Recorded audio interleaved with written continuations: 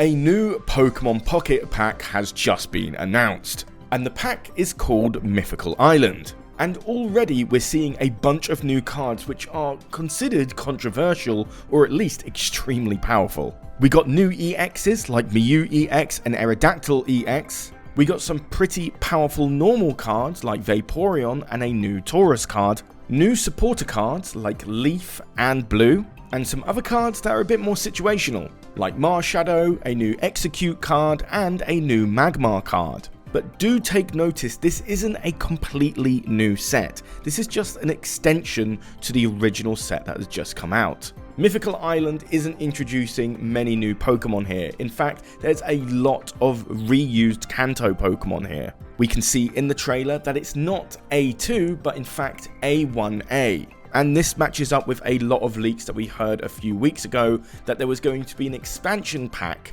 to the original pack and then a new pack coming out in January. Some theorize that new pack in January will be Kanto Pokemon because we haven't really seen any Kanto Pokemon in these sets right now. But for now, let's jump into what the heavy hitters are in this new mini set. Of course, Mew EX is the frontliner with 130 HP and 2 moves. One being a single energy called Psyshot for 20 damage, and then the free energy move called Geome Hacking. This is where you can choose one of your opponent's active Pokemon attacks and use it as this attack. This is not an entirely new move. This was used in the 151 set in TCG Live about a year ago. And yes, that move is pretty powerful. It was used in some high usage decks when it came out. But for TCG Pocket, it's a different story.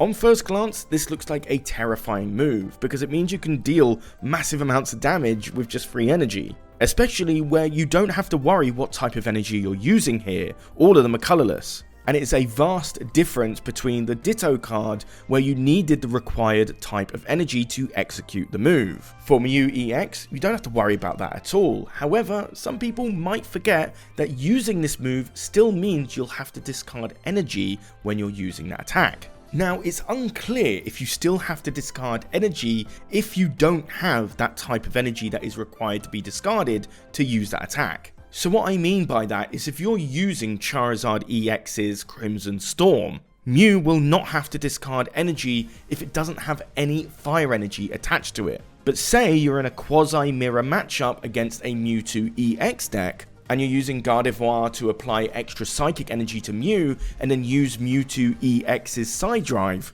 then yes, because you have psychic energy on Mew, you will have to discard 2 psychic energy. Personally, I don't see this card being super strong out of the gate. Just like Psyduck, this is a type of card that only gets stronger the more cards there are in sets. And this is really early days for Pokemon Pocket right now, and I don't see this attack being that strong. Next up, we have Aerodactyl EX, and a lot of people are talking about its active ability. Aerodactyl's primeval lore means that your opponent cannot play any Pokemon from their hand to evolve their active Pokemon. Aerodactyl EX doesn't need to be in the active spot for this to apply either. Now, this is astronomically strong because it's just a guaranteed shutdown for your opponent. This will certainly slow down a lot of water decks where they choose to run very few Pokemon in their sets. For example, those trying to rush a Starmie into turn 2 might find this being a troubling card to go against. Now, not having this in the active spot certainly makes this card very strong.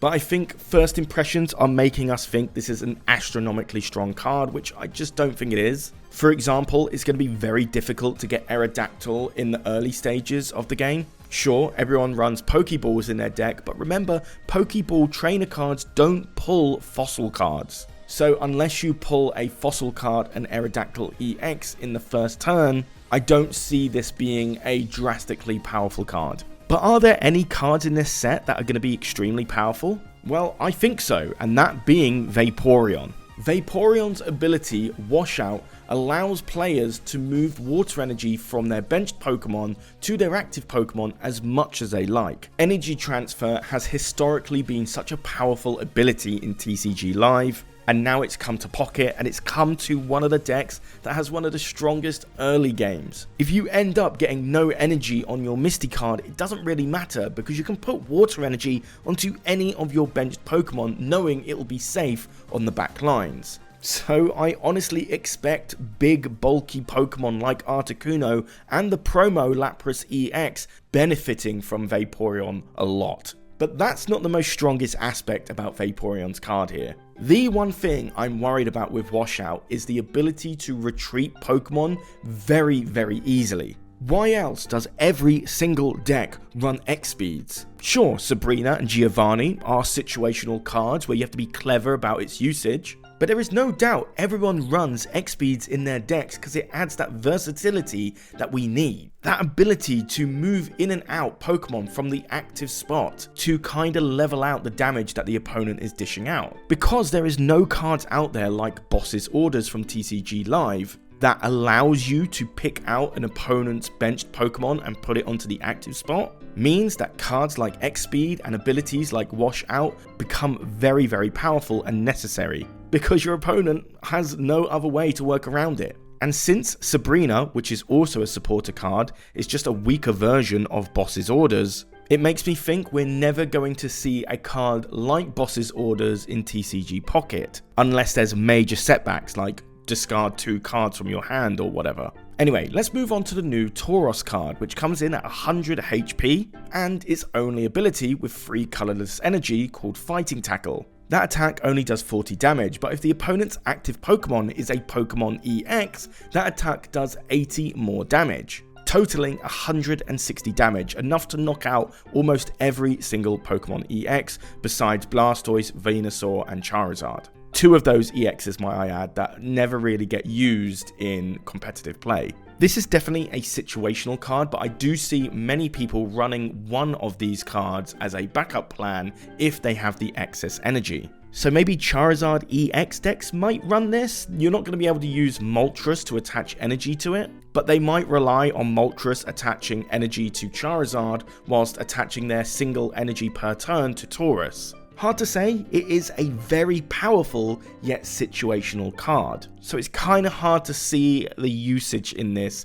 until it's actually in play. A new Magmar card, which probably won't be useful for Blaine aggro decks. This is just a completely worse off Ninetales card, where it has 80 HP and 1 single attack called Fire Blast. It requires 2 fire energy, it deals 80 damage, but you have to discard both fire energies on it. If you only had to discard 1 fire energy, this could be a pretty useful card, but I don't see this getting any play at all. Ninetales, even though you have to evolve it, just does this job way better. We get 2 new supporter cards, one called Blue, which when used during your opponent's next turn, all of your Pokemon take minus 10 damage from attacks from your opponent's Pokemon. This is pretty much an anti-Giovanni card. And sure, it'd be pretty powerful against Articuno EX, but let's be honest, you can only use it once. It lasts 1 turn, and to be honest, you want to be dealing more damage rather than defending yourself from damage. So I don't see Blue having a lot of usage just because Giovanni's just a lot better.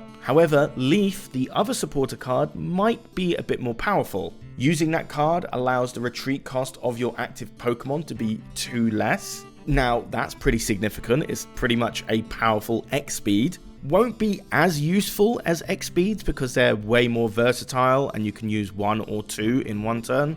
But if you're using stalling decks with Snorlax like we covered in this channel, Leaf would be a pretty good supporter to run with that. I do see this being used in like maybe baby Mewtwo EX decks. And as more cards get released and that 20 card limit becomes even more important, I do see people running Leaf instead of 2 X-Speeds, just so they can get that extra card space for something maybe more useful. You have a new fighting Pokemon called Marshadow. It's a basic Pokemon with 80 HP and has 1 attack called Revenge. Requires 1 fighting and 1 colorless energy, and it deals 40 damage. But if one of your previous Pokemon was knocked out last turn, this attack does 60 more damage, 100 damage in total. Not enough damage to make this a threat in most fighting decks, but this could be useful in decks like Marowak EX, where if you haven't been able to pull off enough damage with coin flips, maybe Marshadow can be enough to knock out the Pokemon thereafter. Now remember, this is less than half of the cards they're showing in this trailer.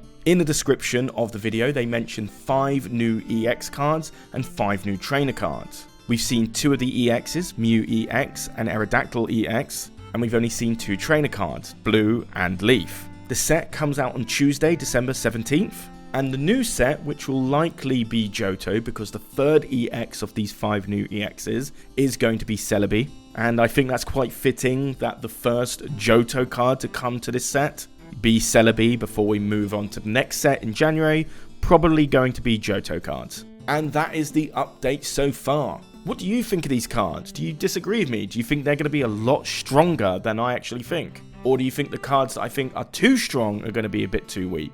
Let me know in the comments down below, and for more Pokemon videos, there should be one appearing on the end screen now.